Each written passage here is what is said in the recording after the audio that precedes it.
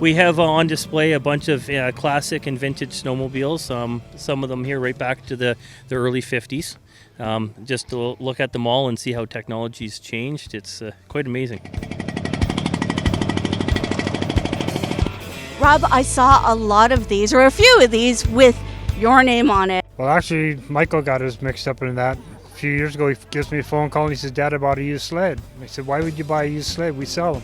No, he said, I bought an old sled. New Hampshire, we picked up 2 old sleds and it got us started. It's just got into our blood ever since.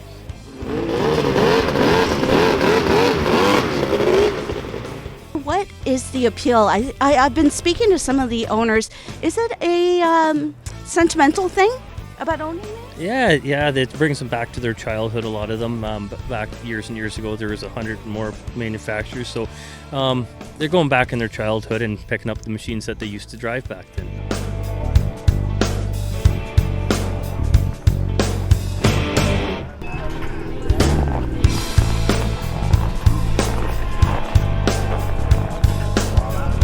Rick, what do we have here? It's a 75 Mercury snow twister. Did you restore it yourself? Or? Yes, I did, yeah. Why do you love this vintage? I grew up 6 years old riding old snowmobiles. I've been riding them for 50-some years now, so. You ever give it up? Nope. They're gonna bury me on one of them.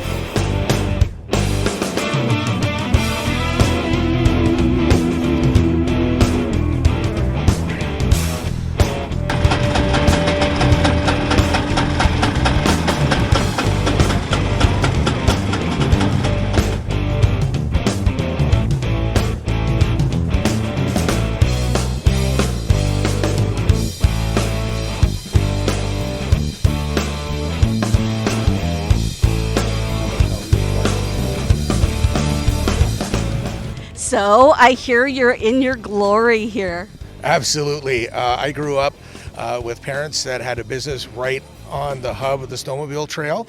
So we had sleds, and I don't know how many sleds I pumped gas into as a kid, but this is just bringing me back into the glory days of youth, seeing all these great machines here.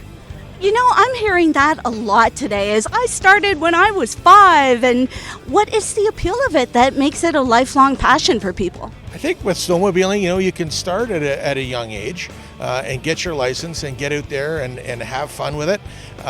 Especially when I was growing up, like every family had a snowmobile. And so, we all kind of had that touch point with just how great it is and how fun it is. And when you look at the machines around here today, a lot of them are really in the wheelhouse of my vintage when I was growing up. So when I look at the boa-ski over there, or the Mercs or the Polarises, it's really like all the machines I wished I owned as a kid are on display here. But what's really interesting is when you go around and talk to people about the machines that they brought, they've all got a story, right? They've all got a story attached to them about why the machine was special to them, or they had it when they were a kid, they managed to find one when they were an adult and refurb it. So many people still riding the modern machines today, which are so much smoother and nicer, but those older machines were a lot of fun. Snowmobiling is a passion for people, and we all want to ride as much as we can, but it's a relatively short season, so we got to get out and have fun when we can. And when we can't ride, people are thinking about riding, or thinking about that next machine, or thinking about the machine that they, just like me, that I wished I owned when I was a kid or when I was younger, that I like. So, it's a real hobby for people, but it's a real passion for people. So you own not 1, not 2, but 3 of these babies. What have you brought along today? Well, I've got 4, but I did bring 3 today. Ooh. What I've got is a 1970 model Mark II, this boa-ski.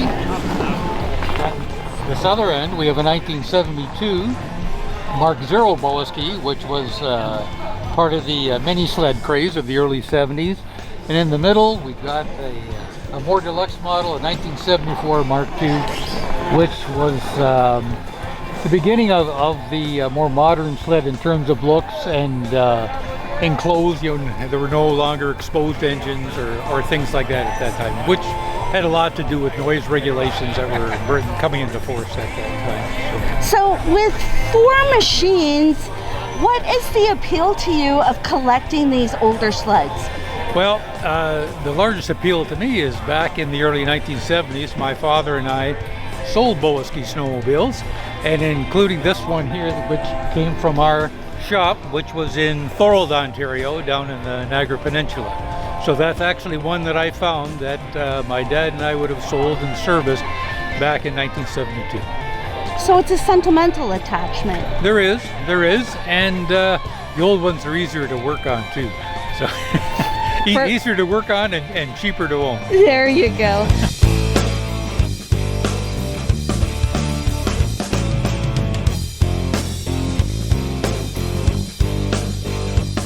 Oh, the snowmobile world there's nothing else like it. So if you're involved in it, you do see the passion that people put into this.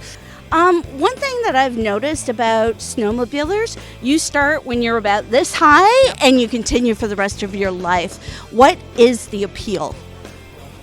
You know what? If you're into winter sports and you like the cold, I don't like to be sitting on the couch in the winter. And none of these people do, obviously. I mean, my son was on a snowmobile in diapers at 9 months old.